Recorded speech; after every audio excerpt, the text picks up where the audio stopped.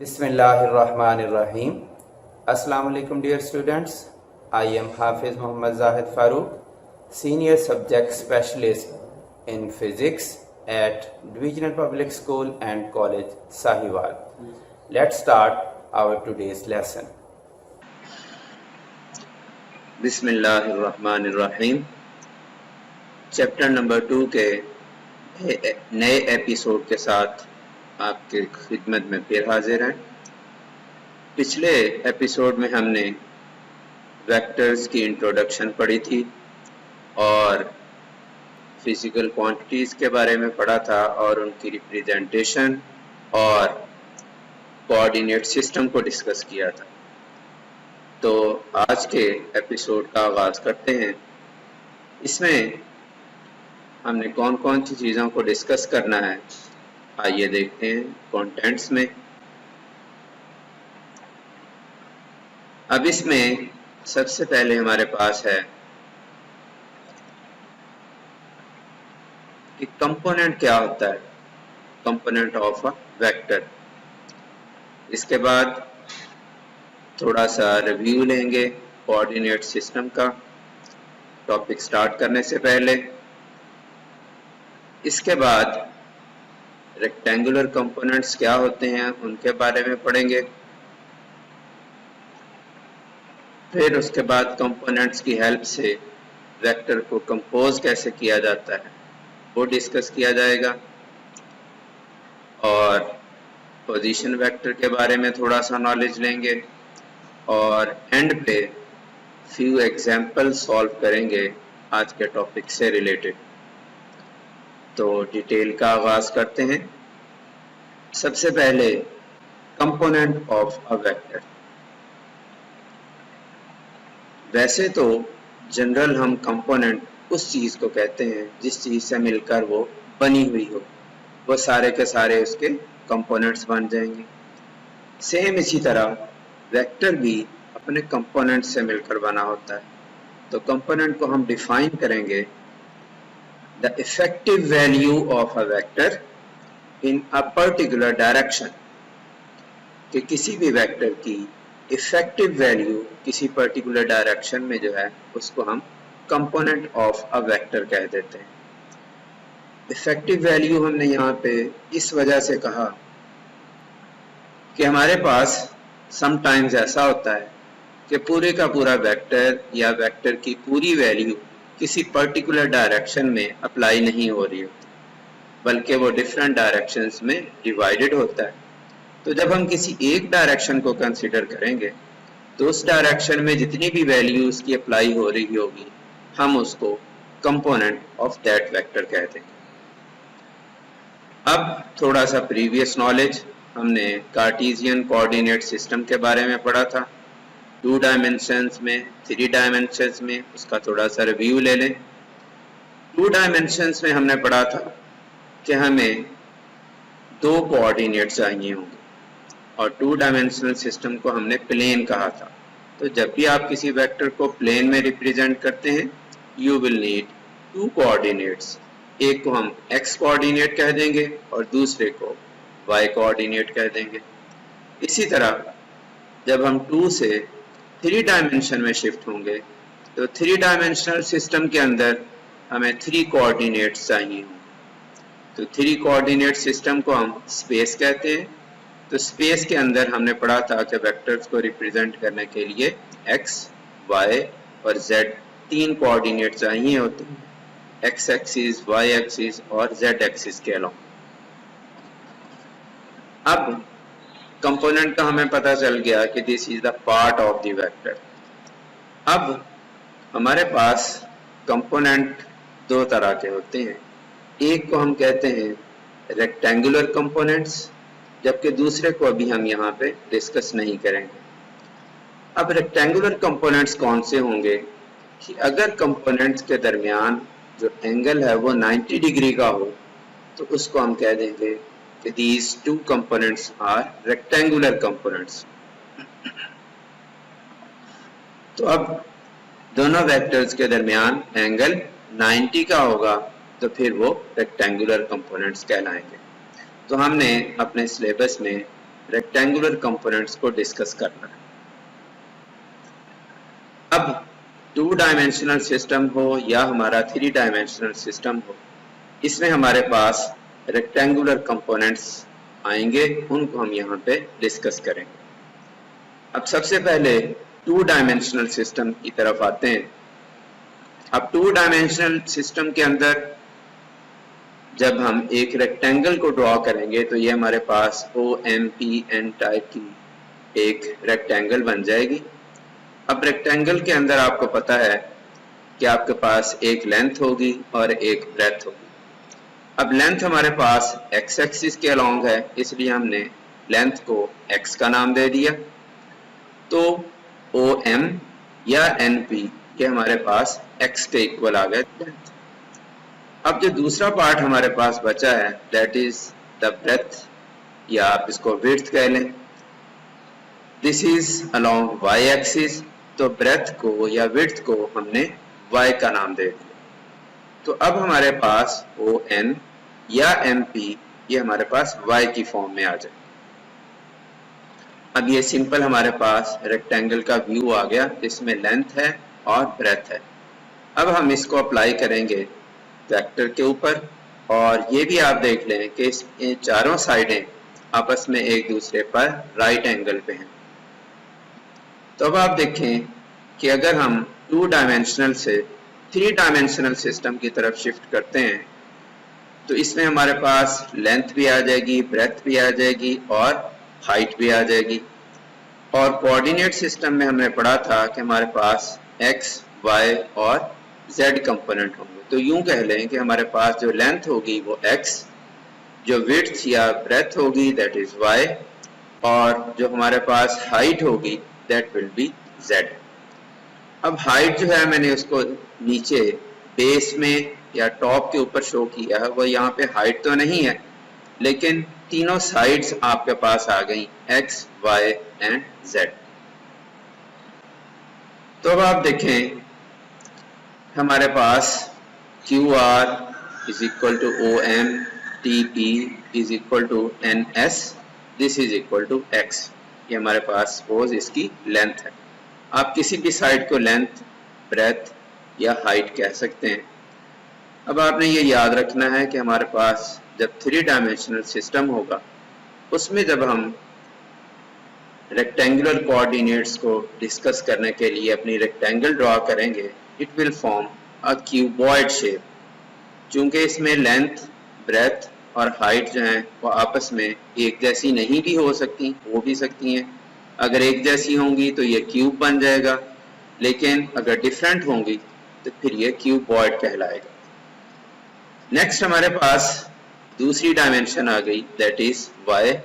तो ON/MS is equal to RP that is equal to QT, these all are equal to y। Third dimension में हमारे पास third coordinate आ गया OQ/MR is equal to SP and is equal to NT which is equal to Z। अब ये just आपको introduction दिया है कि 2 dimension में हमारी रेक्टेंगल किस तरह की होगी और 3 डायमेंशन में हमारी रेक्टेंगल किस तरह की होगी। अब एक चीज याद रखनी है कि हम इसको रेक्टेंगुलर कोऑर्डिनेट सिस्टम कहते हैं। रेक्टेंगल कहने का हमारा पर्पस ये है कि हमारे पास लेंथ और ब्रेथ अगर डिफरेंट भी हो जाएंगी तो हमारा सिस्टम इसको कंपनसेट करेगा। लेकिन अगर हम इसको रेक्टेंगल की बजाय स्क्वायर कहते तो फिर इसमें हमें दोनों डायमेंशंस उसकी लाजमी एक जैसी रखनी पड़ती, हम उसकी वेरिएशन को डिस्कस ना कर सकते। तो रेक्टेंगुलर में अब हमारे पास दोनों साइडें या दोनों डायमेंशंस ये डिफरेंट भी हो सकते हैं और एक जैसे भी हो सकते हैं। तो एक जैसा होना as a special case discuss हो जाएगा। तो अब आप देखें कि हमारे पास रेक्टेंगुलर कंपोनेंट्स हम लेना चाहते हैं 2 डायमेंशंस के अंदर। तो इसका बेसिक मेथड ये है कि आपके पास जो वेक्टर की टिप का पॉइंट है P, यहाँ से आप परपेंडिकुलर ड्रॉ कर दें ऑन x एक्सिस। तो यहाँ पे देखें ये मैंने परपेंडिकुलर ड्रॉ कर दिया एक्स एक्सिस के ऊपर। This is in the form of PM, ये सीधा एक्स एक्सिस के ऊपर आ रहा है। अब इस जैसी दूसरी लेंथ हमारे पास ON है। अब MP और ON these are the same. अब ये जो हमने परपेंडिकुलर ड्रॉ किया है इसको हम कहेंगे projection of vector on x axis. अब देखें कि जब आपने एक्स एक्सिस के ऊपर प्रोजेक्शन ड्रॉ की है this will be along Y axis, तो इसको हम आगे चल के वाई कंपोनेंट का नाम दे देंगे। तो अब देखें कि हमारे वेक्टर का वाई कंपोनेंट बन गया और इसको हमने AY लिख दिया। अब ON भी वाई कंपोनेंट है और MP भी हमारे पास वाई कंपोनेंट है, दोनों में से हम जिसको चाहें यूज कर सकते हैं। अब सेकंड में हमारे पास जो बाकी पार्ट बच गया है जहां पे हमने प्रोजेक्शन ड्रॉ की थी M पॉइंट पर, the remaining part is OM। इसको हम कहेंगे प्रोजेक्शन अलोंग एक्स एक्सिस। तो ये हमारे वेक्टर का x पार्ट बन जाएगा, या आप इसको कह देंगे this is the x component of vector A। तो अब आप देखें कि ये जो OM था that was equal to previously x now becomes AX, and similarly NP that was also equal to x now becomes AX। तो ये वेक्टर के हमारे पास दो कंपोनेंट आ गए AY एंड AX।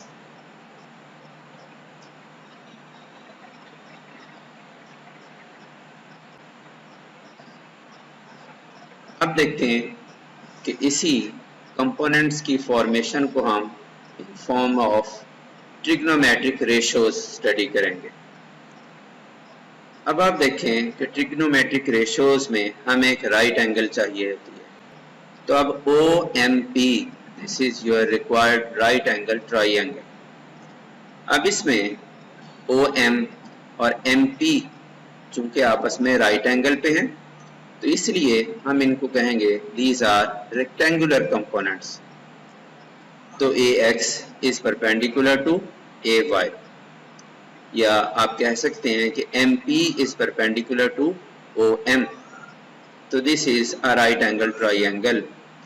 अब आपको याद होगा कि आपने 9th-10th में ट्रिग्नोमेट्रिक रेशियोज स्टडी की थी, तो उन्हीं को दोबारा यहाँ पे यूटिलाइज करते हैं।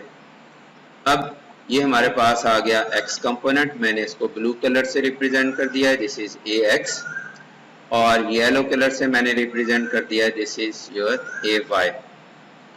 तो अब ये हमारी राइट एंगल OMP कंप्लीट हो गई। तो अब इसमें देखें हमारी दूसरी ट्राइंगल जो बनेगी दूसरी साइड्स के साथ दिस इज ONP। तो ये भी आपस में 90 के एंगल पे है, इसमें भी AY और AX आपस में 90 के एंगल पे। तो अब इसमें रेशियोज लेते हैं। सबसे पहले देखें कि हमारे पास साइन थीटा होता है परपेंडिकुलर ओवर हाइपोटेन्यूज। अब परपेंडिकुलर हमारे पास है AY और हाइपोटेन्यूज हमारे पास है A। अब आपने याद रखना है कि जब आप ट्रिग्नोमेट्रिक रेशियोज की फॉर्म में इसको स्टडी करेंगे तो आपने AY और AX जो हैं इनको आपने एज मैग्नीट्यूड कंसीडर करना है, इनको स्केलर कंसीडर करना है। तो हाइपोटेन्यूज के अलोंग हमारा वेक्टर A है, लेकिन यहाँ पे भी हम इसका मैग्नीट्यूड सिर्फ कंसीडर करेंगे। तब हमारे पास साइन थीटा आ गया MP over OP that is equal to AY over A and that is equal to sin theta। तो यहां से हमारे पास in terms of rectangular components and given vector हमारे पास कंपोनेंट आ गया AY, this is equal to A sin theta।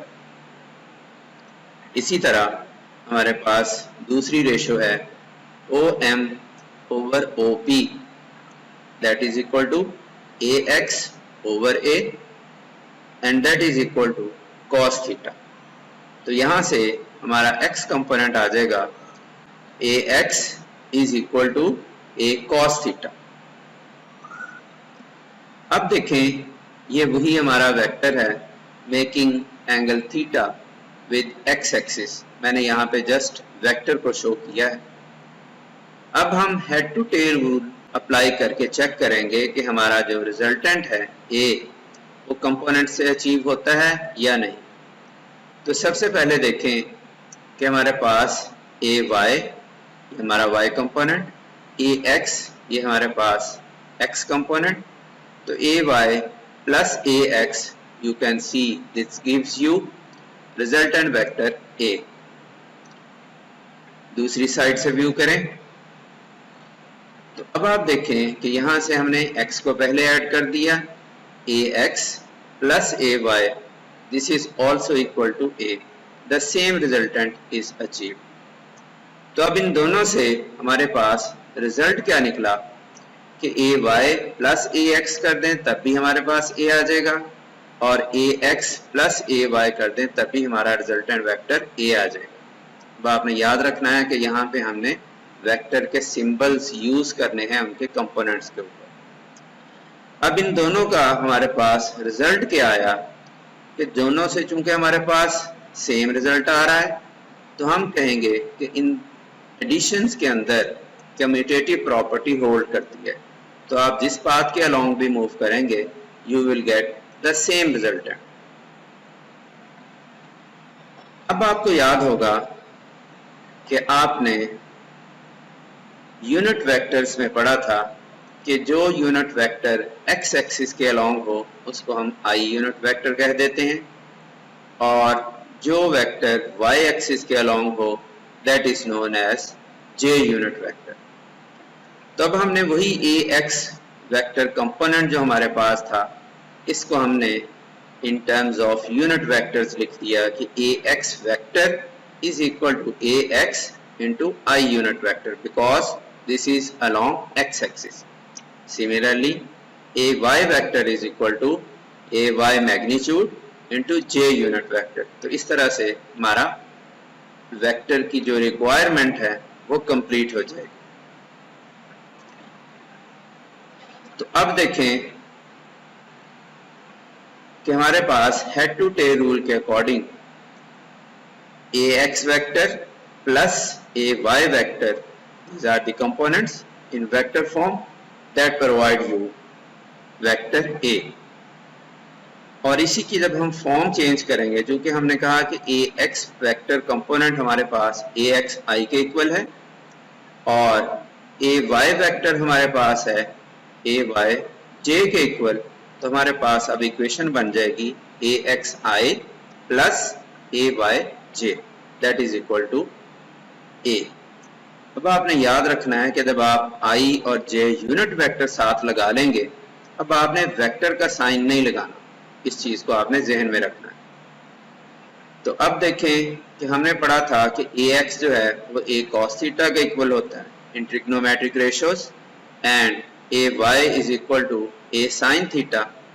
तो अब इसकी values अगर हम ऊपर वाली सेकेंड इक्वेशन में पुट करें तब हमारे पास वेक्टर बन जाएगा a cos थीटा ये magnitude into i unit vector, ये हमारा x कंपोनेंट वेक्टर बन जाएगा। इसी तरह a sin थीटा मैग्नीट्यूड और साथ उसके j यूनिट वेक्टर लग गया तो ये हमारे पास y कंपोनेंट आ गया हमारे पास a का, that is a sin theta into j। तो जब हमने इन दोनों को सम किया that provides you vector a। अब इसके बाद हम चलते हैं वेक्टर की कंपोजिशन की तरफ। इसका यहाँ पे हमारे पास एक वेक्टर प्रेजेंट था, हमने उसको कंपोनेंट्स में डिसॉल्व किया। अब हम इसका रिवर्स प्रोसेस देखेंगे कि अगर वेक्टर के कंपोनेंट्स आपको प्रोवाइडेड हों तो आप उनकी हेल्प से वेक्टर को कंपोज कैसे करेंगे। तो इसको हम कहेंगे determination of a vector from its component और vector composition from its components. और कंपोनेंट्स कौन से हमारे पास, रेक्टेंगुलर कंपोनेंट्स। तब सेम वही राइट एंगल ट्राइंगल OMT अब इसमें याद रखना है कि हम फिर जो साइड्स ऑफ ट्राइंगल हैं उनको हम वेक्टर के कंपोनेंट से रिप्रेजेंट करेंगे, लेकिन only in the form of magnitude, vector का साइन नहीं आएगा यहाँ। तो x जो कि हमारे पास ax के इक्वल था, दैट वाज OM, और y हमारे पास ay के इक्वल था, दैट वाज MP। अब ये हमारे पास एक वेक्टर है, उसके रेक्टेंगुलर कंपोनेंट्स हमारे पास हैं ax एंड ay। तो अब हम यहाँ पे पाइथागोरस थ्योरम अप्लाई करेंगे, जो हमने प्रीवियस क्लासेस में पढ़ा हुआ है, मैथ में भी आप पढ़ते हैं ट्रिग्नोमेट्री के अंदर। अब वो हमारे पास क्या होता है, बेस का स्क्वायर प्लस परपेंडिकुलर का square is equal to hypotenuse का स्क्वायर। अब बेस हमारे पास है x, परपेंडिकुलर हमारे पास है y, और हाइपोटेन्यूज हमारे पास मैग्नीट्यूड ऑफ वेक्टर a है। तो अब ये हमारे पास इक्वेशन बन गई x square plus y square is equal to a square. अब इसमें हम x और y को उसके कंपोनेंट से जब रिप्लेस कर देंगे वेक्टर के, तो ये हमारे पास बन जाएगा ax square plus ay square, this is equal to a square. अब हमने मैग्नीट्यूड फाइंड करना है, तो मैग्नीट्यूड फाइंड करने के लिए हम दोनों तरफ स्क्वायर रूट ले लेंगे, तो हमारे पास वेक्टर a का मैग्नीट्यूड आ जाएगा। This is now equal to ax square plus ay square और इसका अंडर रूट। इसको हम जनरल फॉर्म में लिख देते हैं कि जिस भी वेक्टर के आपको कंपोनेंट्स गिवन हो, तो आपने क्या करना है, पहले x कंपोनेंट का स्क्वायर कर देना है, फिर y कंपोनेंट का स्क्वायर कर देना है, फिर इसका अंडर रूट ले लेंगे, that will provide you the magnitude of the given vector.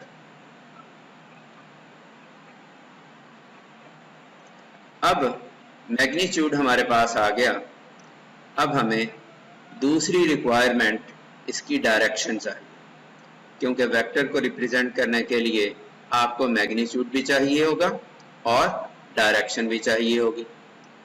तो अब हम क्या करेंगे, मैग्नीट्यूड तो हमने फाइंड कर लिया, डायरेक्शन के लिए हम यूज करेंगे थीटा। अब ये वही हमारे पास right angle triangle again OMP, दोनों कंपोनेंट्स हमारे पास x भी y भी। तो अब डायरेक्शन हमारे पास रिप्रेजेंट हो गई थीटा के साथ। अब थीटा फाइंड करने के लिए आपको पता है कि थीटा के सामने वाली जो साइड होती है दैट इज परपेंडिकुलर, मैथ में आप इसको अप्लाई करते हैं, और जो दूसरी साइड बच जाएगी हमारे पास 90 के एंगल के बीच में, वो हमारे पास बन जाएगी बेस। तो अब थीटा फाइंड करने के लिए इस ट्राइंगल के अंदर OMP के अंदर हमारे पास आ जाएगा y over x that is equal to tan theta.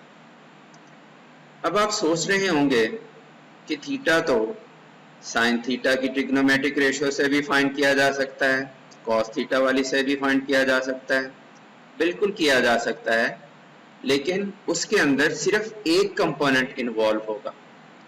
हम ऐसी रेशियो यूज करना चाहते हैं जिसमें दोनों कंपोनेंट्स ही इन्वॉल्व हो। तो tan थीटा के अंदर देखें दोनों कंपोनेंट्स इन्वॉल्व हैं, y कंपोनेंट भी है और x कंपोनेंट भी है, तो इसलिए हम यहाँ पे tan थीटा यूज करते हैं। तो tan theta is equal to y over x in terms of rectangular components vector a के। तो ये हमारे पास tan थीटा बन जाएगा MP over OM that is equal to AY over AX। अब यहां से थीटा को सब्जेक्ट बना लेंगे, तो theta will be equal to tan inverse AY over AX। अब हमारे पास मैग्नीट्यूड भी आ गया और डायरेक्शन भी आ गई in the form of theta. तो वेक्टर की दोनों रिक्वायरमेंट्स पूरी हो गई। अब हमारा नेक्स्ट टॉपिक है, दिस इज पोजीशन वेक्टर। अब पोजीशन वेक्टर के बारे में हमने थोड़ा सा इंट्रोडक्शन में पढ़ा था कि वो वेक्टर जो ओरिजिन के रेस्पेक्ट किसी पॉइंट की लोकेशन बताए उसको हम पोजीशन वेक्टर कह देते हैं। तो अब इसकी डेफिनेशन की तरफ आते हैं। This is the vector that describes the location of a point with respect to origin. अब देखें कि वेक्टर हमें ड्रॉ करना है तो हमें टिप भी चाहिए, उसकी टेल भी चाहिए। तो टेल हमेशा पोजीशन वेक्टर की ओरिजिन से स्टार्ट होगी और टिप हमेशा उसके गिवन पॉइंट P पे लाई करेगी। तो दोनों कोऑर्डिनेट्स इन्वॉल्व हो जाएंगे, टेल के भी और टिप के भी, दैट इज P। तो अब हमें पता है कि ओरिजिन के कोऑर्डिनेट्स जो होते हैं वो हमेशा 0 0 होते हैं, चाहे वो 2 डायमेंशन में हो चाहे 3 डायमेंशन में हो। तो अब पहले देखते हैं कि 2 डायमेंशंस में हमारे पास पोजीशन वेक्टर किस तरह का होगा तो उसको हम कैसे लोकेट करेंगे। तो अब देखें, इस पोजीशन वेक्टर को मैंने R से रिप्रेजेंट किया है। याद रखें कि जब भी हम पोजीशन वेक्टर को रिप्रेजेंट करेंगे it is always represented by R vector. तो ये पर्टिकुलर इसी के लिए यूज होता है, कहीं और किसी दूसरे वेक्टर के लिए आप R यूज नहीं करेंगे। आपने यूनिट वेक्टर्स में 5 स्पेसिफिक यूनिट वेक्टर्स पढ़े होंगे, उनमें R भी था। तो R is use for position vector that always describes the location of a point with respect to origin। तो अब हमारे पोजीशन वेक्टर की टेल ओरिजिन पे लाई कर रही है और इसकी टिप जो है this is lying at point P। अब P के कोऑर्डिनेट्स आपको याद होगा, मैंने कार्टेशियन कोऑर्डिनेट सिस्टम में बताया था कि x y भी यूज किए जा सकते हैं, a b भी यूज किए जा सकते हैं। तो दोनों लिहाज से हम इसको देखेंगे। अब देखें कि हमारे पास पोजीशन वेक्टर आ गया xi प्लस yj। अब x एक्सिस के अलोंग हमारे पास यूनिट वेक्टर i होता है, y एक्सिस के अलोंग हमारे पास यूनिट वेक्टर j होता है। तो मैंने पहले वाले कोऑर्डिनेट के साथ i लगा दिया और दूसरे वाले कोऑर्डिनेट के साथ j लगा दिया। तो इस तरह जब भी आपके पास कोऑर्डिनेट्स गिवन होंगे तो आप उनकी हेल्प से इजीली उसका पोजीशन वेक्टर बना सकते हैं। तो देखें, पोजीशन वेक्टर बन गया R is equal to xi plus yj। अब इस वेक्टर का आपको मैग्नीट्यूड फाइंड करना है। ये समटाइम्स आपसे वो पूछेगा कि आपने P पॉइंट का डिस्टेंस फाइंड करना है ओरिजिन से, तो उसके लिए हमें उसका मैग्नीट्यूड रिक्वायर होगा। तो मैग्नीट्यूड फाइंड करने के लिए जो हमने पिछले टॉपिक में अभी पढ़ा है कि आपके पास जो कंपोनेंट्स हैं उनका स्क्वायर करके सम करके आप अंडर रूट ले लेंगे, that will provide you the magnitude. या सिंपली कह लें कि हम पाइथागोरस थ्योरम से हम इसका मैग्नीट्यूड फाइंड कर सकते हैं। तो ये आ गया आपके पास X square plus Y square that is equal to are square. तो स्क्वायर रूट अप्लाई कर देंगे तो ये आपके पास मैग्नीट्यूड आ गया x square plus Y square under root. मैं इसको कहता होता हूं कि आपने ट्रिपल एस अप्लाई करना है। पहले कंपोनेंट्स का स्क्वायर करना है, एक एस आ गया। नंबर 2 हमने उनको सम करना है, 2s हो गए। और तीसरे नंबर पे आपने उनका स्क्वायर रूट लेना है। तो this is triple S system. तो r is equal to x square plus Y square under root. ये हमने कंसीडर किया है कि अगर हम कोऑर्डिनेट्स x और y कंसीडर करें, लेकिन चूंकि बुक में हम इसको ए बी की फॉर्म में लेंगे तो अब ये हमारे पास आ जाएगा कि p ऑफ ए बी अगर हमारे कोऑर्डिनेट्स हैं तो हमारा पोजीशन वेक्टर बनेगा r vector is equal to a i plus b j. पहले वाले के साथ i, दूसरे वाले के साथ j। तो मैग्नीट्यूड फाइंड करने के लिए again a square plus b square दोनों कंपोनेंट का स्क्वायर करके सम कर दिया। This is equal to square of the hypotenuse Pythagoras theorem के अकॉर्डिंग।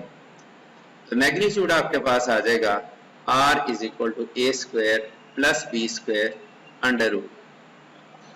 तो इस तरह हम 2 डायमेंशनल सिस्टम में पोजीशन वेक्टर को मैग्नीट्यूड के साथ रिप्रेजेंट कर लेंगे और मैग्नीट्यूड हम उसके कंपोनेंट्स का स्क्वायर करके अंडर रूट लेकर हम वहां से फाइंड करेंगे। और डायरेक्शन जब हमें फाइंड करनी होगी तो हम वही थीटा यूज करेंगे, tan inverse y over x। अब चलते हैं 3 डायमेंशनल सिस्टम की तरफ। अब इसमें देखें कि 3 डायमेंशनल सिस्टम में हमारे जो रेक्टेंगुलर कोऑर्डिनेट्स हैं वो मिलकर एक क्यूबॉइड की शक्ल बनाते थे, और 3 डायमेंशनल सिस्टम को हम स्पेस कह देते हैं। तो स्पेस के अंदर हमारा पोजीशन वेक्टर कुछ इस तरह से शो होगा, लेकिन ये फिगर कॉम्प्लिकेटेड सी बन जाती है। हम इसकी सिंपल फिगर यूज करेंगे, हम इसमें से एक्स्ट्रा जो साइड्स हैं वो हम रिमूव कर देंगे, तो हमारे पास सिंपल पोजीशन वेक्टर इन 3 डायमेंशंस इस तरह से बन जाएगा, और इसके 3 कोऑर्डिनेट्स होंगे। आप एक्स वाई जेड इस्तेमाल कर लेंगे या ए बी सी यूज कर लेंगे। तो अब देखें 3 डायमेंशनल सिस्टम के अंदर हमारा सिंपल वेक्टर किस तरह से शो हो। तो अब देखें हमारे पास 3 एक्सिस आ गए, x axis, y axis and z axis. X axis के अलोंग हमारा i unit vector, y axis के अलोंग हमारा जे यूनिट वेक्टर, और जेड एक्सिस के अलोंग हमारा के यूनिट वेक्टर। और 3 कोऑर्डिनेट्स हमारे पास हैं, P of X Y Z और P of A B C. तो अब हम देखेंगे कि इन 3 डायमेंशंस में या 3 कोऑर्डिनेट से आप अपना पोजीशन वेक्टर कैसे बनाएंगे। मेथड वही है जो हमने 2 डायमेंशंस में यूज किया था कि पहले कोऑर्डिनेट के साथ आप आई लगा देंगे, दूसरे कोऑर्डिनेट के साथ आप जे लगा देंगे, और तीसरे कोऑर्डिनेट के साथ आप के लगा देंगे। तो अब देखें हमारा पोजीशन वेक्टर आर आ गया, एक्स आई प्लस वाई जे प्लस जेड के। तो जब हमने मैग्नीट्यूड फाइंड करना है, कंपोनेंट्स का स्क्वायर करके सम कर देंगे, x square plus Y square plus z square, this is equal to are square, square of the magnitude. तो मैग्नीट्यूड हमारे पास आ गया x square plus Y square plus z square under root triple S, इस पर भी apply कर दिया। और दूसरी फॉर्म कि अब हमारे कोऑर्डिनेट्स अगर ए बी सी की फॉर्म में हैं, तो फिर ये हमारे पास पोजीशन वेक्टर 3 डायमेंशंस वाला बन जाएगा, पहले के साथ आई, दूसरे के साथ जे, तीसरे के साथ के। तो ये बन गया ए i plus b J plus सी के। तो मैग्नीट्यूड फाइंड करने के लिए कंपोनेंट्स का स्क्वायर करके सम कर दिया, तो r square is equal to a square plus b square plus c square. तो आर हमारे पास आ गया 3 डायमेंशनल सिस्टम में पोजीशन वेक्टर का magnitude, this is equal to a square plus b square plus c square and square root of it, triple S apply कर दिया। अब इस नॉलेज को यूज करते हुए हम अपने 3 डायमेंशनल सिस्टम के अंदर एक एग्जाम्पल कोट करते हैं। ये फिगर आपको याद होगा, मैंने पिछले लेक्चर में भी शो की थी, उसी को यूटिलाइज करते हैं कि हमारे पास कोई एक पॉइंट है 3 डायमेंशनल सिस्टम के अंदर, उसके कोऑर्डिनेट्स हैं 2, 3 एंड 5। तो हमने इसको डिस्कस कर लिया था कि एक्स एक्सिस के अलोंग हमारा 2 यूनिट्स होगा, वाई एक्सिस के अलोंग हमारा 3 यूनिट्स होगा, और जेड एक्सिस के अलोंग हमारा 5 यूनिट्स होगा। तो अब इस P ऑफ 2, 3, 5 को हम यूज करते हुए इसका पोजीशन वेक्टर बनाएंगे। तो मैंने कहा था कि पहले वाले के साथ आप I लगा देंगे, दूसरे कोऑर्डिनेट के साथ J, तीसरे कोऑर्डिनेट के साथ K। तो देखिए हमारा पोजीशन वेक्टर बन गया 2I plus 3J plus 5K। अब अगर इनमें से किसी के साथ, किसी कोऑर्डिनेट के साथ साइन नेगेटिव हो जाता है, तो फिर उसके साथ नेगेटिव आ जाएगा। फॉर एग्जाम्पल इसी में हमारा सेकंड कोऑर्डिनेट यानी 3 नेगेटिव होता, तो फिर इसका पोजीशन वेक्टर बन जाता 2I minus 3J plus 5K, तो साइन उसके साथ आ जाएगा।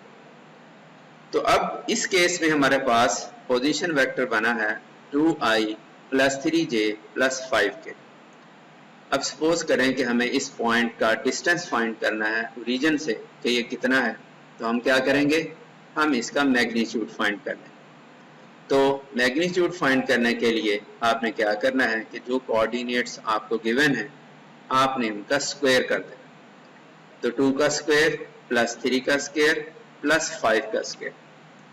अब आपने ये याद रखना है कि अगर किसी कोऑर्डिनेट के साथ नेगेटिव का साइन है तो ऑटोमेटिकली वो स्क्वायर के अंदर होने की वजह से पॉजिटिव हो जाएगा। तो हमने मैग्नीट्यूड के अंदर नेगेटिव का साइन यूज नहीं करना। तो अब इस केस में हमारे पास इनके स्क्वायर करके सम किया और फिर उसका अंडर रूट लिया तो मैग्नीट्यूड बन गया हमारे पास r is equal to 38 square root. आप इसको सिंप्लीफाइड फॉर्म में भी लिख सकते हैं। तो यहाँ हमने देखें कि 3 डायमेंशनल कोऑर्डिनेट सिस्टम को अप्लाई करते हुए वेक्टर बनाया और साथ ही उसका मैग्नीट्यूड भी फाइंड करना सीख लिया। डायरेक्शन फाइंड करना 3 डायमेंशनल सिस्टम के अंदर चूंकि ज़रा डिफिकल्ट भी है, हमारे सिलेबस का पार्ट नहीं है, इसमें हमें 3 दफ़ा tan अप्लाई करना पड़ेगा। एक दफ़ा अल्फा फाइंड करने के लिए, एक दफ़ा बीटा फाइंड करने के लिए और एक दफ़ा गैमा फाइंड करने के लिए। लेकिन हम यहाँ पे उसको डिस्कस नहीं करेंगे because this is not the part of our syllabus. अब जो मेथड डियर स्टूडेंट्स आपको मैंने यहाँ पे बताया है, इसको अप्लाई करते हुए आपने अपने न्यूमेरिकल्स में से क्वेश्चन नंबर 1 और क्वेश्चन नंबर 2 ये आप सॉल्व कर सकते हैं। This is about position vectors. तो यहाँ तक हमारे लेक्चर का इख्तिताम होता है। अगले लेक्चर में इंशाल्लाह फिर मुलाकात होगी। तब तक के लिए अल्लाह हाफिज।